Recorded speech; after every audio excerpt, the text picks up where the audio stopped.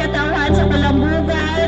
Magpasalamat kita sa atong tulong kalusugan, kapatid, from Congressman Muhammad Pilid Kibran sa Dimaporo, from Cong City Amina Kibran sa Dimaporo, and of course sa atong Governor Gov Anging Kibran sa Dimaporo. No? So kita, katawhan sa Kalambugan, mapasalamaton sa ilahang gihatag na serbisyo alang sa katawhan sa Kalambugan.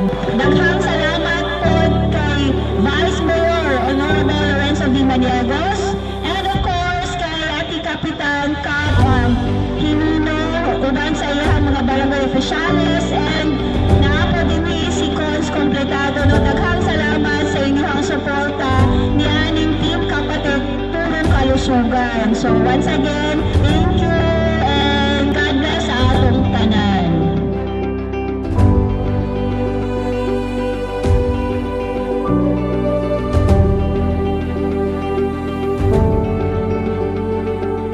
Ako kalipay na nahimo kong saksi ining medical outreach sa kapatid.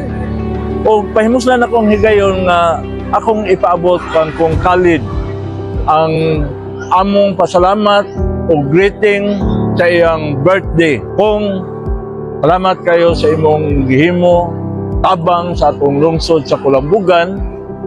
Although kabaluming hapit na ka mo step down para sa usa ka dakong hagit para sa probinsya sa Lanao del Norte, isip gobernador.